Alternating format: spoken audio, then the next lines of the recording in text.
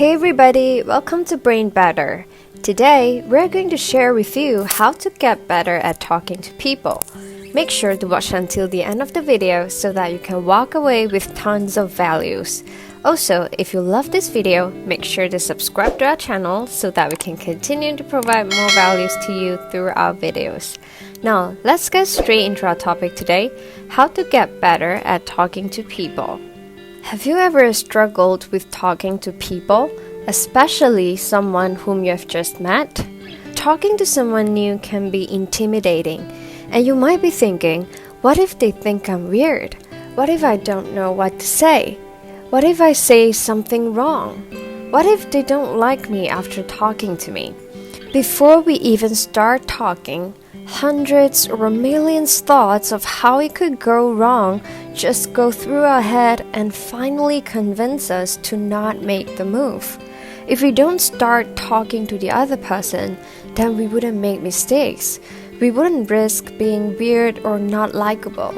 We can avoid saying all the wrong stuff and all the awkward silences.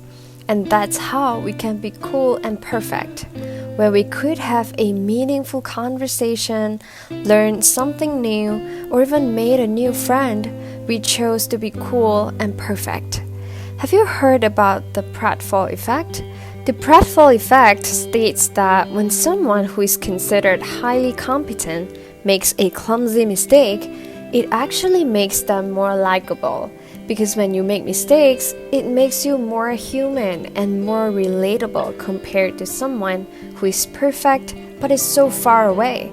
If you're watching this video right now, we know that deep down inside you have this urge to socialize with more people and you want to get better at it.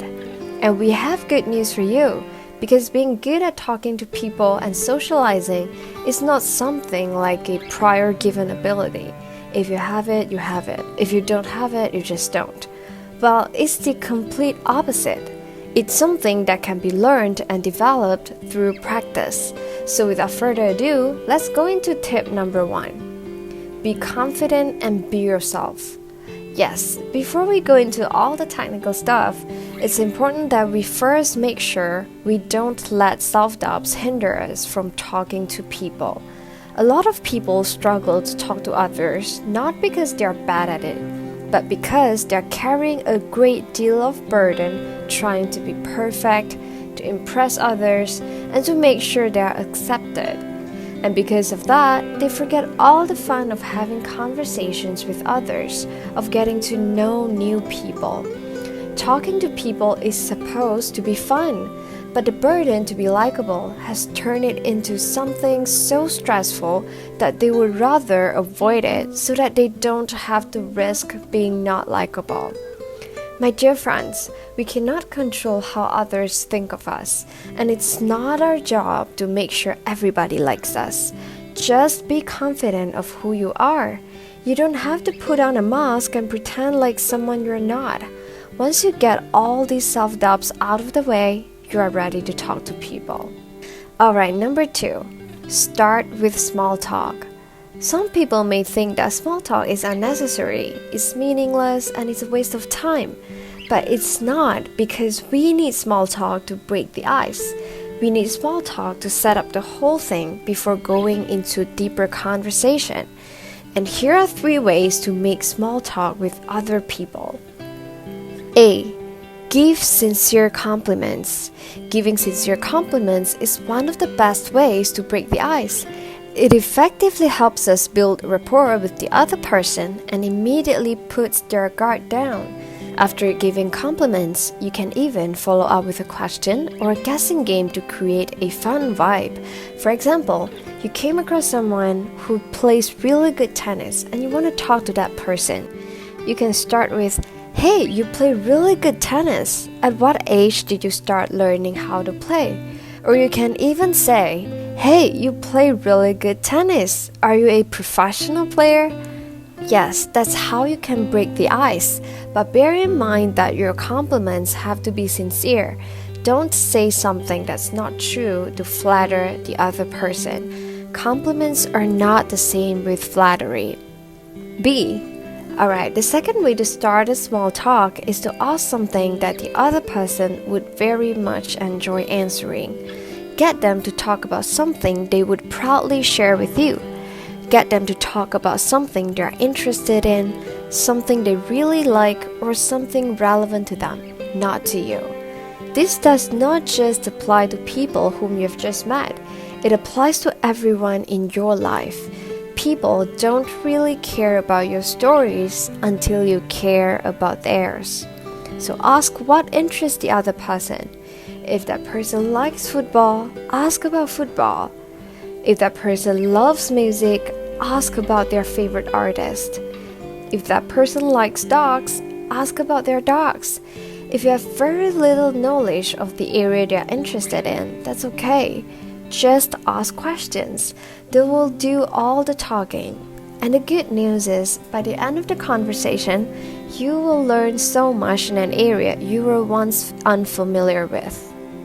C. The third way to start a small talk is to find similarities with the other person. To find similarities, of course, we will first need to ask questions. It's like putting out a net to catch as many fish as possible until you find something in common. The more similarities you find, the more the other person will feel connected to you, and the easier it will be for you both to talk to each other. And the best part is, talking about similarities will be something that's relevant not just to the other person, but to you as well. So you will have so much fun talking and listening. And it's also much easier for conversations like this to open doors to future relationships. In fact, a lot of salespeople use this technique when they want to build relationships with their clients. Closing a stranger is hard, but closing a friend is easy. And the fastest way for them to make friends is finding similarities with their clients. Alright, before we go into tip number 3, here are just some additional notes for you when it comes to asking questions. If possible, avoid asking questions with one-word answers and avoid asking a yes or no question. Try to ask something that requires the other person to elaborate more so that we can keep the conversation going. You can also make it fun by following up the questions with a guessing game. For example, you can say, "How old are you?" "Wait, let me guess, you're 18. Little guessing game can make the conversation more fun, but of course, your guess should be something that's positive. Don't say, "How old are you?" "Wait, let me guess, you're 50. When in fact, the other person is only 40. You will obviously offend the other person. Tip number 3, elicit their opinions or advice. Thanks to all the small talk, you are probably now more comfortable talking to the other person, and they are also more open up to you now, and you are ready to go into deeper conversations. To go into deeper conversations, you can either exchange opinions with the other person, or if you have used up all your social battery, you can simply ask questions to elicit the other person's opinions or advice. The beauty of doing this is that you are indirectly telling the other person that their opinions or advice are important and you value what they think. Which brings us to tip number 4, be an active listener. Several years ago, researchers did a study on 25,537 sales calls to find out what's the listening-talking ratio that makes a great sales call. The result they found suggested that the least successful sales call had the salesperson talking more than 60%, and the most successful sales pitch had a 43 to 57 talking-listening ratio. In other words, the most successful sales pitches actually involved more listening than talking. Well, obviously, we can't possibly measure this during our daily conversations, but the point is, being the best conversationalist is not just about talking. It's about how we listen, how we show genuine interest in the other person, and how we give undivided attention when the other person is talking. Number 5. It's okay to have awkward silences. Well, first of all, it's important to know that awkward silences actually happen longer in our head than they do in real life. Probably it's only a few seconds, but it's like hours in our head. So sometimes the other person doesn't really feel that way. It's all in our head. However, if you really run out of things to say, here are some of the things you can do. You can paraphrase or summarize what the other person just said. You can observe the environment and make a comment or something.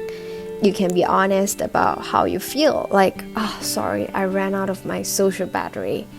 Or you just don't have to say anything. The responsibility to break the silence doesn't just fall on you. The other person shares equal responsibility to break the silence too. In a worst case scenario, you can just leave first if both of you really don't vibe. Number 6. Don't overthink. Are you one of those who is secretly worried about how you performed after every conversation? Oh, I shouldn't have said that. He must be thinking I'm a weirdo now. Sound familiar? Well, the truth is, no one remembers what you said. Even if they do, they will probably forget it by tomorrow. So don't overthink.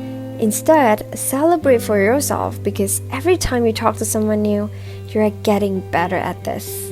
Alright, now that you know how to get better at talking to people, check out this playlist of our videos that cover other topics related to communications.